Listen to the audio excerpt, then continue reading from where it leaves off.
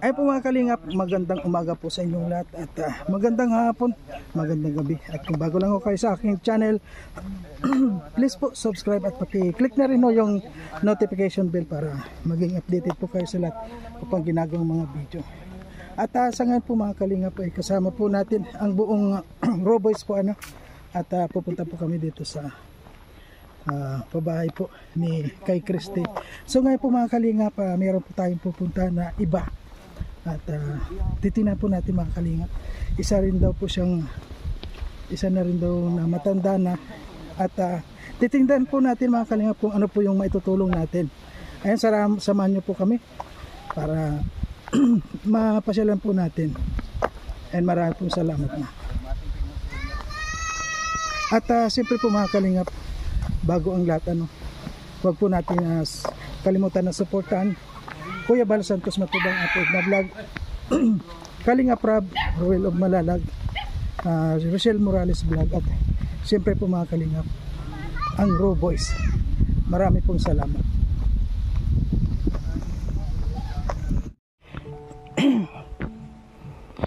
Ayan po mga kalingap, nandito na po tayo sa, kung nakita nyo po itong bahay na ito mga kalingap, at meron pong inilapit sa atin. Ayan, ayan. Nay, kumusta po? Sino pong kasama ninyo dito?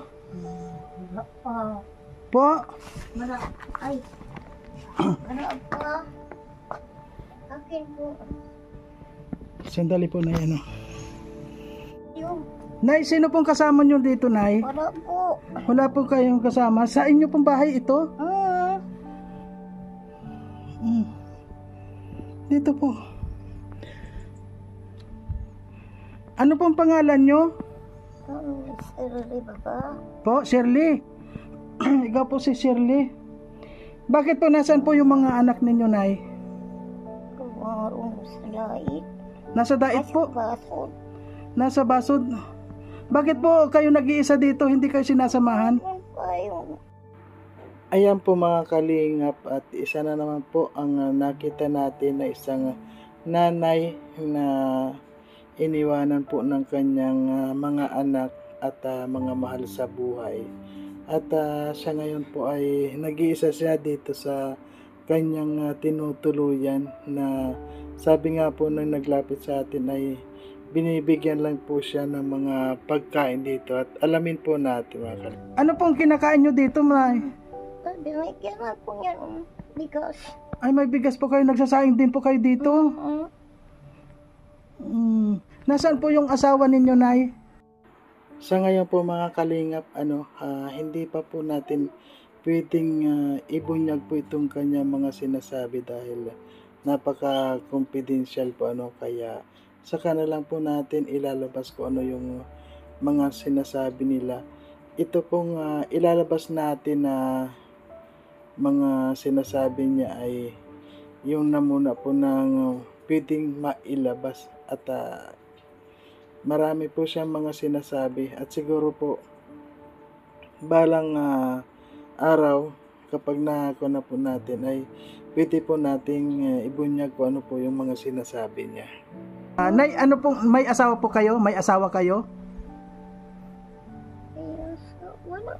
Wala po kayong asawa? May anak po kayo?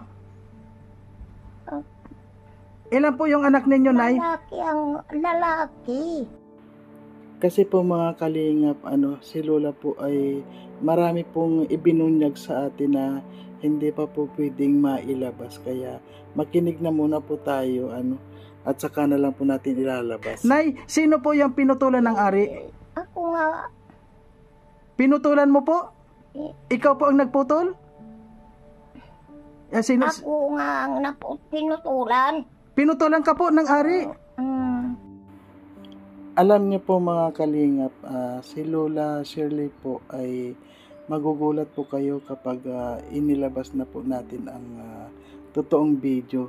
Sa ngayon po mga kalingap, hindi pa po muna tayo pwedeng hindi po muna natin pwedeng ilabas itong mga kanyang ibinubunyag po dahil nga sabi nung nagturo sa atin ay napaka-confidential daw po ang kuha ni Lola. Ito ni Nanay Shirley, kaya hindi na muna po natin ilalabas. At kabang-abang po ito mga kalingap, dahil ito pong kwentong ito ay talagang susubaybayan po natin at pupuntahan ko po ito palagi para malaman po natin, at kung meron man pwedeng managot dito sa mga nangyayari, siguro po ay hihingi po tayo ng tulong kung sino man po ang mga namamahala dito sa mga barangay o sa kapitan, kung saan po tayo pwedeng humingi ng tulong ay gagawin po natin. Dahil ito po si Lola, sa mga sinasabi niya, parang medyo nahihirapan po siya. Unang-una, parang depressed siya, tapos yung wala po siyang makain dito. Kaya yung mga sinasabi niya ay unawain po natin mga kalingap. Lalaki ka po? Lalaki. Lalaki ka na pinutulan ka ng ari? Bakit po ang pangalan nyo ay Shirley? Disgrasya. Ayun, mama ko, yun ang Shirley. Mama mo ang Shirley? Mm. Ngayon mga kalingap, siguro po magtataka kayo kung bakit sabi ni Lola ay pinutulan. At yung nga po, may nalaman ako sa kapitbahay, yung mga sinasabi po ni Lola ay totoo po. Kaya lang sabi, kung pwede lang ay huwag na munang ilabas, at kailangan po ay makipag-ugnayan po muna kung sino man yung mga namamahala dito, para wala daw pong sisihin, at baka kung may masama pa rin yung mangyari sa akin. Kaya sabi daw po kailangan na munang sabihin kung sino yung mga nandito. Kasi po yung mga sinasabi ni Lola, yun po ay paulit-ulit niyang sinasabi na ganon, kung sino ang gumawa sa kanya. Kaya ito po ang mga karugtong nito mga kalinga. Nay, ako po pumunta dito para baka po meron kaming maitutulong, ay tutulong po kami. So, Ano pong dakaw nindo? yun nga po, pinuntahan kita dito kasi nakita ko yung bahay ninyo na ganito. Ani ako'y ay maring. Opo, ano to na, ikaw ang nagluto nito? Oo. Ginataan mo? Ginotaan. Ginataan mo po yan? Ano naman po itong niluluto mo dito? Ayaw na. Tubig? Tubig lang? Kumain ka na po? Kumain? Kumain na. May kanin. May kanin yan.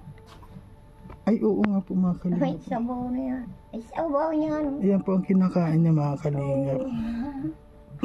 Sino po nagbibigay sa inyo ng pagkain dito? Ayan, sa'yo bunya baga nagbigay yung ay. Kay bunya yung kaibigan ni Mudo. Nay, ilang taon na po kayo, Nay? Ay man, maedad na.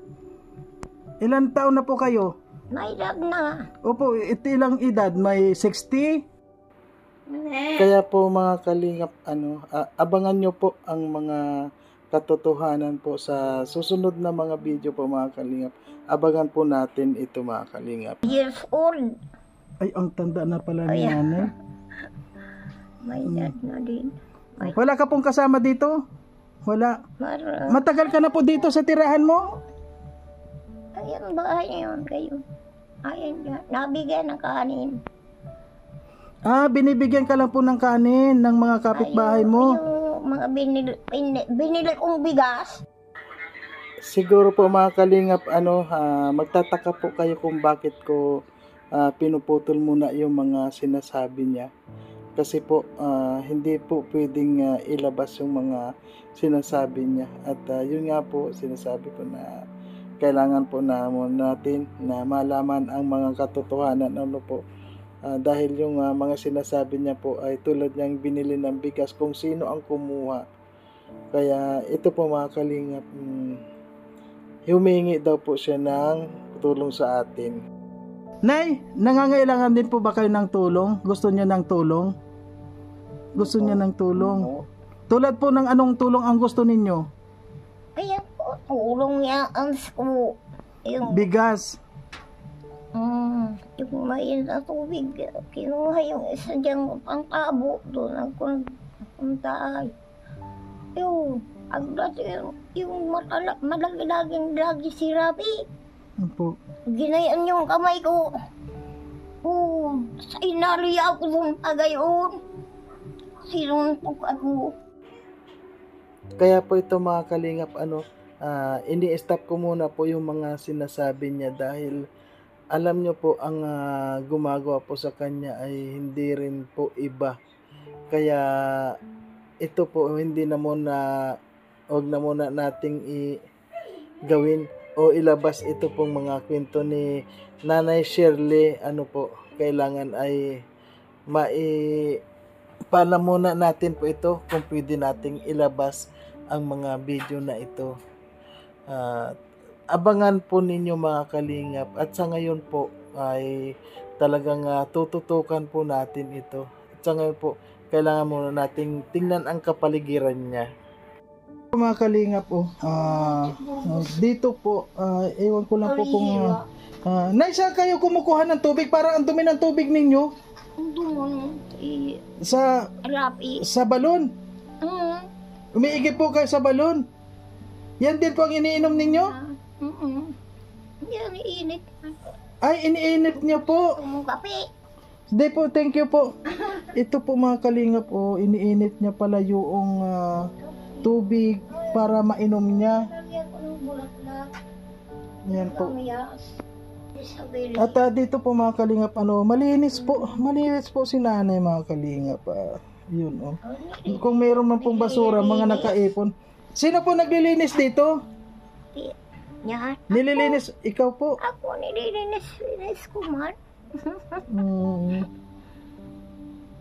Di, Ano po, Nay? Ano po yung gusto mo nyo pong tulong sa inyo, Nay? ay, malalaki ayun nga po sa mga bigas. Bigas. Ayun. Sandali po, Nay, Hindi ako nagpapatid nga at ito mayroon bagang naglaka ng bigas. po. Sabi ko, mapabili ako ng bigas. Ay, di. Alam nyo po mga kalingap, si Nanay Shirley, siya po ay mabait.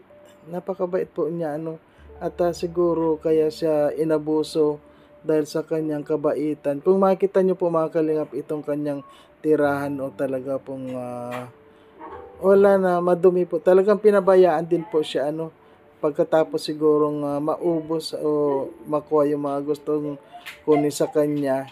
Ito na po, dyan na po siya nakatira. Ayan po, kung makikita nyo mga kalingap yung kanyang bahay.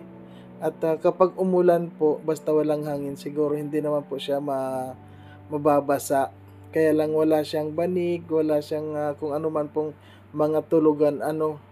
Ang labas po ng kanyang bahay ay talagang wala na pong mga sira-sira na po lahat. Ayan sira talaga, wala nang dingding.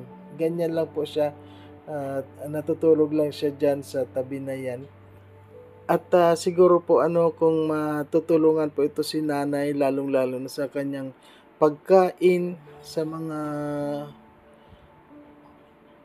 pangangailangan niya po kasi magugulat po kayo mga kalingap sa kanya kung ilan na talaga yung edad niya. At kailangan po makita natin yung kanyang ID talaga. Ano po, may kuwan yan? May pamilya?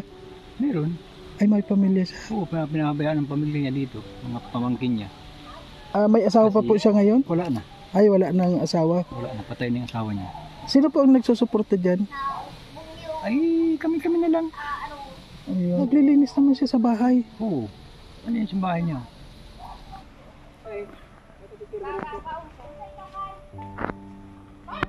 Ayan po ang bahay ni nanay mga kalingap. Ayan po, nakakaawa man po siya Ayan.